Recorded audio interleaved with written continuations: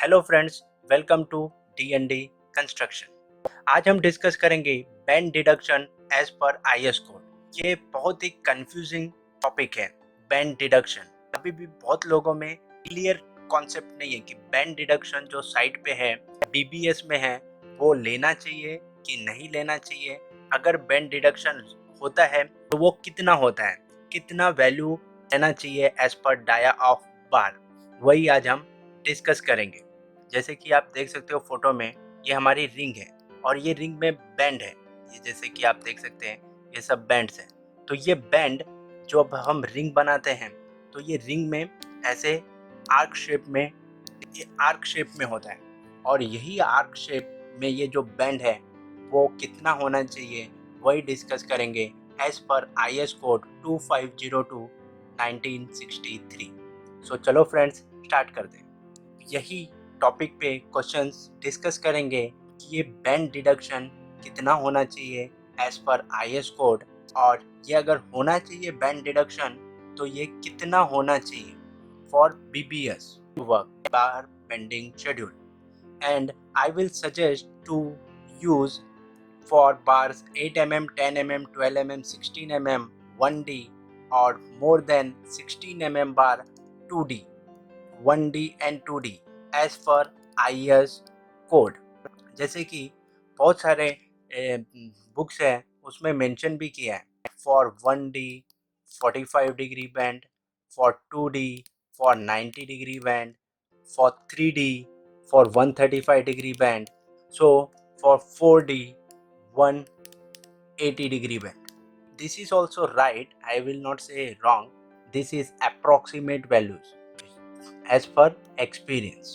1D, 2D, 3D, 4D is approximate values, and practically on site these values not possible to use directly while calculating BBS.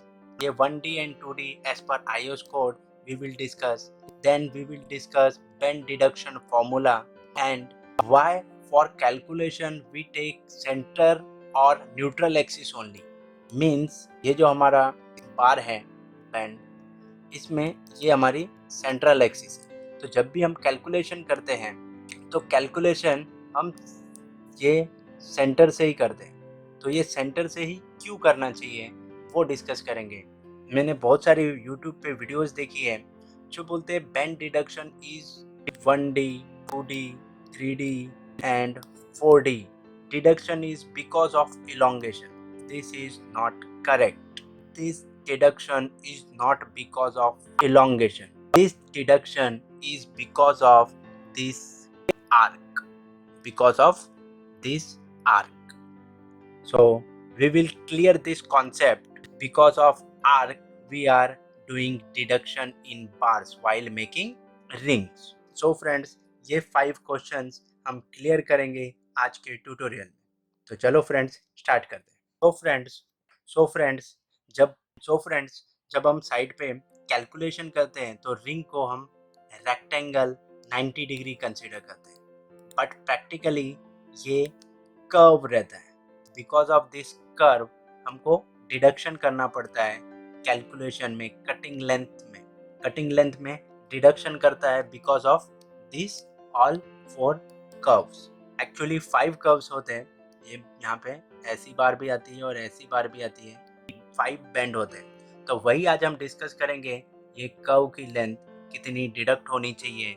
ये actual shape of बार है। जैसे कि आप देख सकते हैं, ये हमारी central axis means centre line है। जो हम सेंटर लाइन से ही कैलकुलेशन भी करेंगे। जो हमारी बार होगी वो, तो हम कंसीडर क्या करते हैं, ये x प्लस दिस x हम रेक्टेंगल कंसीडर करते हैं, this x and this x। But actually ये हमारा कर्व होता है, ये आर्क होता है। सो ये जो कैलकुलेशन है, अगर हम x प्लस x और इसमें से आर्क लेंथ को माइनस कर देंगे, सो फ्रेंड्स जब हम x प्लस x मीन्स ये जो रेक्टेंगल पार्ट है उसको आर्क लेंथ, ये जो आर्क लेंथ है उससे माइनस करेंगे, तो हमारी एग्जैक्ट वैल्यू आ जाएगी कर्व की।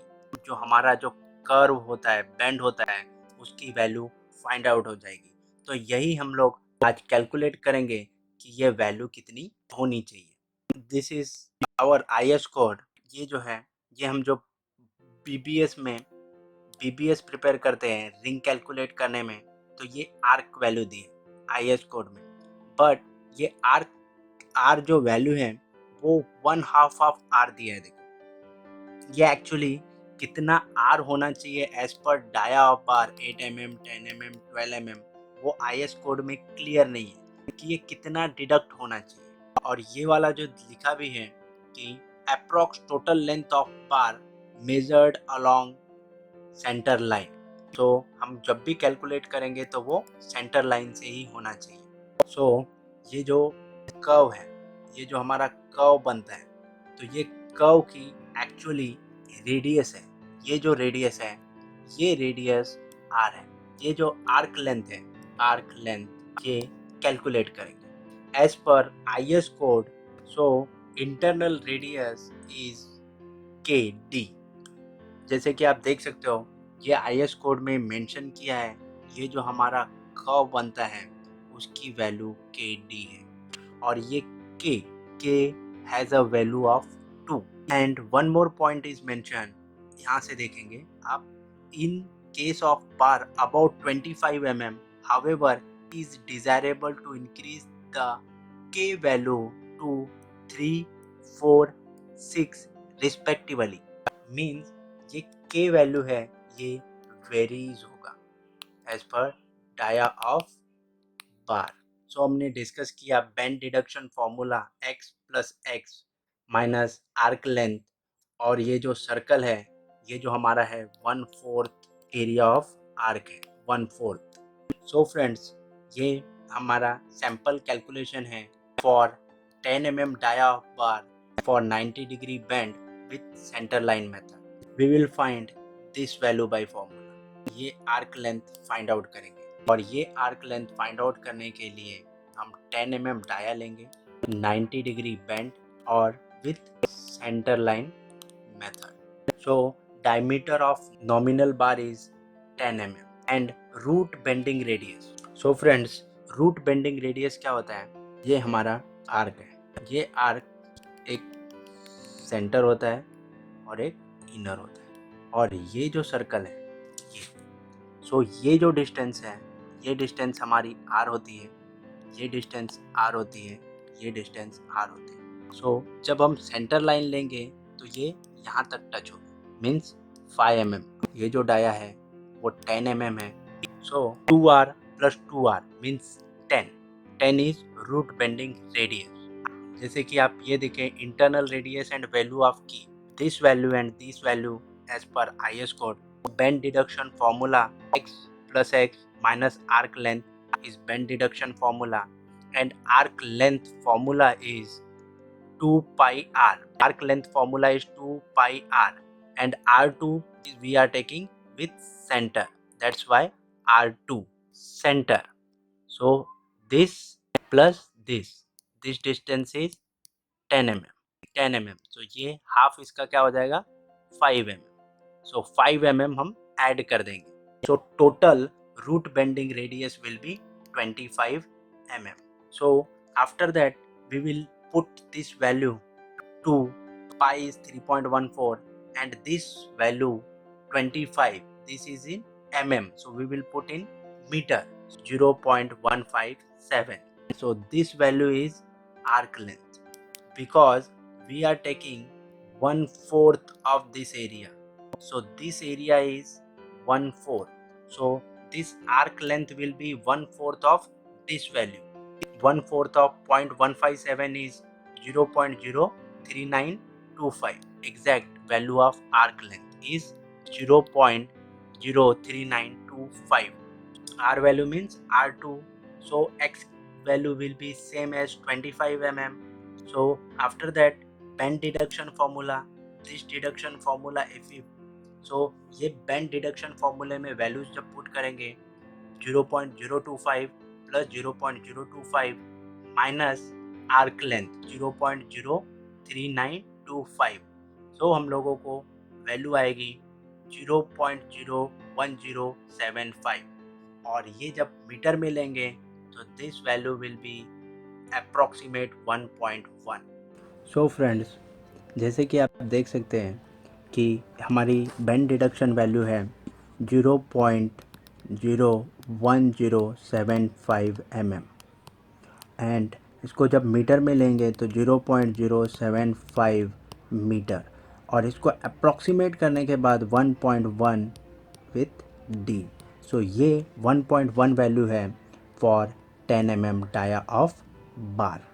So friends, I have calculated values for all the bars 8 mm, 10, 12 up to 32 mm bars, and this value is same as for 8 mm 0.90, 1.1, 1.2, 1.5, 1.9 and for 32 mm 2.98. ये सब values, if you will see this value for bar bending schedule for 8 to 10, 12, 16 mm bars we are taking 1D and for more than 16 mm we are taking 2D. This is the reason. यही reason है ये calculation से exact value से कि 1D हम लेते हैं 8, 10, 12, 16 mm dia बार और जब 16 से ज़्यादा है तो 2D। ये भी अप्रॉक्सीमेट वैल्यूज़ है बट एग्जैक्ट वैल्यूज़ इतना प्रैक्टिकली हर एक बार के लिए कैलकुलेट करना और यूज़ करना पॉसिबल नहीं है। सो हम जनरली ये 4 डाया ऑफ बार्स के लिए 1D लेते हैं, मोर देन 16 mm के लिए 2D लेते हैं। ये अप्रॉक्सीमेट वैल्यूज़ हैं।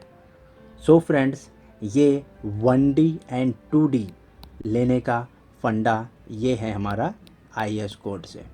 Thank you so much for watching this video friends. I hope you have learned something from this video. For more videos, please subscribe my YouTube channel D&D Construction.